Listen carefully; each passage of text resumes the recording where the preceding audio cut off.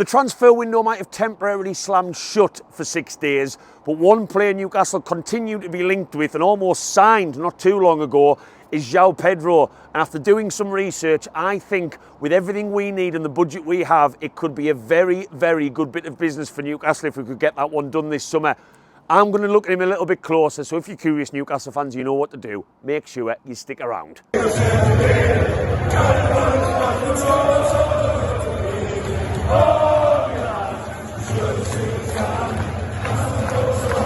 Welcome back to Black and White Banter, you beautiful ladies and gentlemen. Obviously there's no football, so being behind St James's Park just makes it a little bit more painful. I cannot wait to walk out to a War Flags display, and I don't mean a Sam Fender music one, I mean a proper one, and get back to my seat.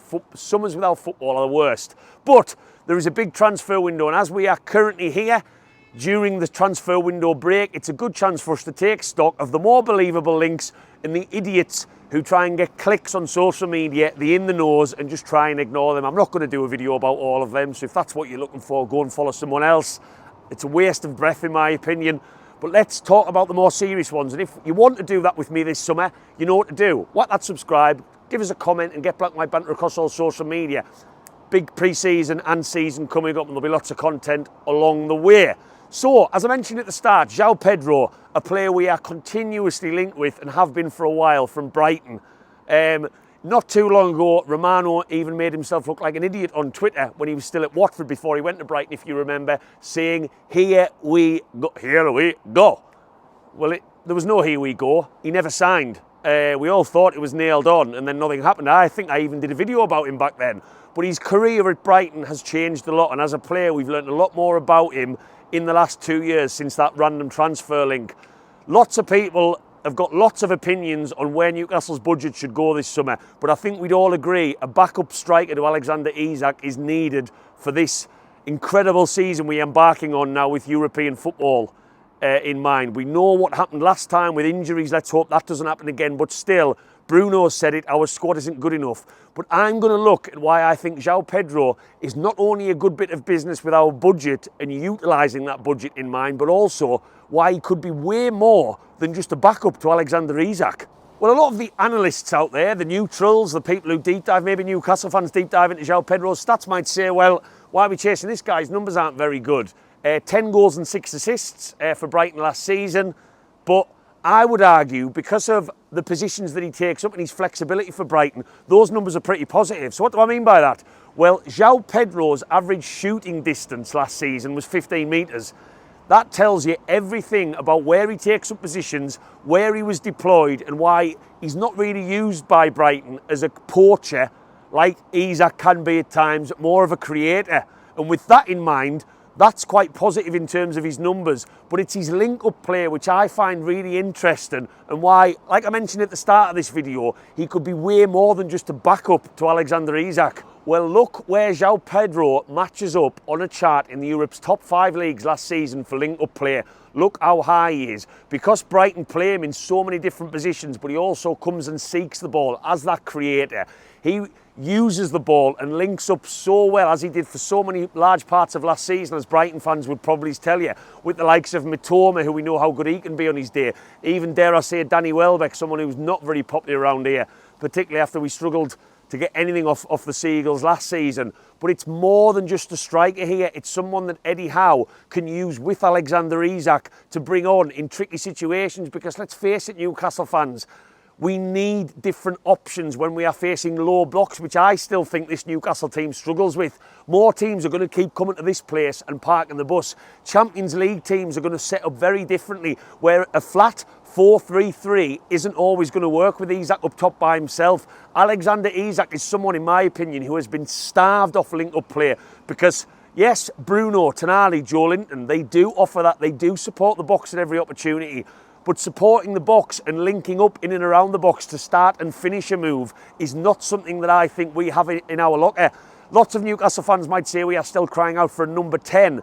I don't necessarily agree with that, like a James Maddison type, because I don't think Eddie Howe's team suits it. But if you've got a flexible player who can play centre forward but also drop in as a number 10, changing system as matches go on, Joao Pedro for me is your man. His dribbling ability, now that's something that I think Newcastle in the forward areas Other than maybe Anthony Gordon, Jacob Murphy doesn't possess it dribbling past the player. Harvey Barnes, it's definitely not his strong point. He likes to be in behind. Other than Alexander Isak, it's something when you are facing a low block that Newcastle currently don't have. And whilst Joao Pedro's dribble success percentages might not be the highest, I don't see that as a negative stat, if truth be told, because his attempts is considerably higher. And when your attempts are considerably higher, that percentage is going to drop down. But Joao Pedro, and I'll share some short clips on this video, he can dribble past a man, he can make things happen in tight areas, and that's something that Newcastle are crying out for, in my opinion, to add another dimension to our attack, rather than the emphasis being on the likes of Alexander Isak to dribble past people. When the low block, especially, I keep using that term, becomes a real thing in Premier League matches next season. The next key thing for this Newcastle team, and I think for any player coming into this football club who's going to be a success, remember intensity being our identity?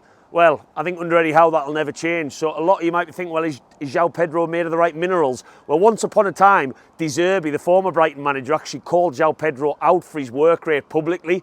That was a while back. Fast forward to now, and things have changed considerably. And I'm going to share not only his heat map on the screen, but also his touch map where he's taken up positions. And it's worth remembering that Joao Pedro spent a lot of his earlier life as a defensive midfielder. And I think that helps with that roaming ability to play him on the left side, to play him as a number 10, but also to make things happen for himself. He's used to getting a little bit gritty. He's used to recovering balls. And that's only going to bode well, but certainly his work rate in the last year has made him an asset to a Brighton team who rely on that to a certain degree.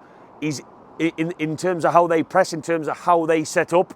So I think Joao Pedro, again, has matured, you could say, into that sort of player that would suit Eddie Howe's work rate requirements. But we've talked about how ways that Joao Pedro is quite similar to Alexander Isak in a lot of ways. His dribbling ability is one, things like that, making things happen for himself. But I want to talk about now, if he was to be a backup striker to Isak at times during next season, if we did sign him, what does he offer that's a little bit different? Well, I think it's worth mentioning that Joao Pedro, for aerial duels, heading ability in the air, was 5th last season in Brighton's team for success, behind 3 centre-backs and a defensive midfielder. Bearing in mind, Joao Pedro is only 6 foot tall. Not the tallest, it doesn't come natural to him. It's something he's had to work at. But also, drawing fouls, which we know Bruno, my God, you'll never get a man who can draw more fouls than him. But look where he ranks for aerial duels, 1, but also fouls. Fouls, 1, that have led to chances created. It's, again, a very positive statistic. Joao Pedro is a player who can play with his back to goal a little bit. Very similar to what Callum Wilson, you would argue, if anything, a lot of people have had it in for Callum Wilson, understandably, with offering so little when he came on towards the back end of last season. But one thing you'd say about Wilson, his back can beat a goal. Very old-fashioned style. Alexander Isak wants to be on the shoulder. Joao Pedro at times wants to be on the shoulder.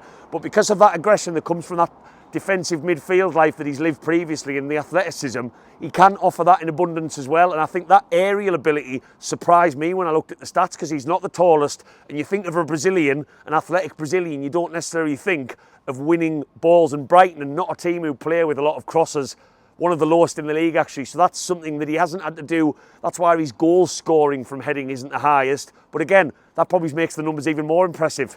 As for penalties, well, unless Alexander Isak is going to give up that duty next season, I don't think we need to worry about that. But whilst beyond that, 19 successful penalties from 20 isn't a bad rate at all as a career statistic. So that's one box ticked, a very small box in terms of why you sign a player, but still a box ticked. But the final point that I want to make about this player is mentality.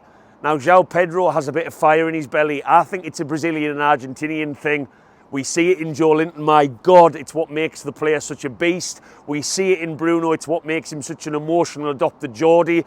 And Joao Pedro has had different issues along the way. Red cards. There was one against Brentford not too long ago for an off-the-ball incident.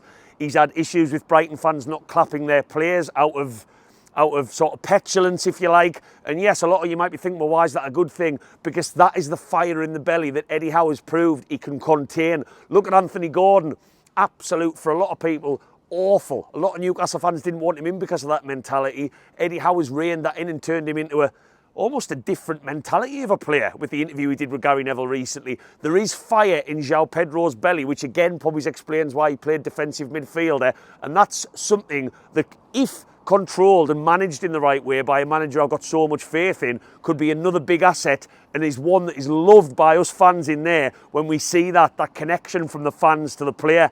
All the right minerals, in my opinion, to be a success on Tyneside. One thing I'm personally going to squash that I get sick of seeing over Twitter is all of this talk about Joao Pedro being a decent replacement for Joelon as a versatile player. Do not agree with that at all. Not only is Joelon what he plays in this system in helping Bruno and Tonali and freeing him up, not only is that a very unique thing to find in a replacement for a player, I just don't think Joao Pedro is that guy. Yes, I might have talked about him playing defensive midfield once upon a time, and yes, Eddie Howe, as he's done for lots of players with lots of different transformations, might be able to rein that in and change him a little bit, but I don't think that's Joao Pedro. I think you are getting Joao Pedro for his creativity, his link-up play, his dribbling, his creativity, and also, if given the right opportunities, he's goal scoring as well. He's not going to be a poacher for Newcastle if we sign him. He's not going to be a like-for-like replacement for Alexander Isak. He's going to be a versatile player that can play on the left side, can play in behind Alexander Isak if really needed.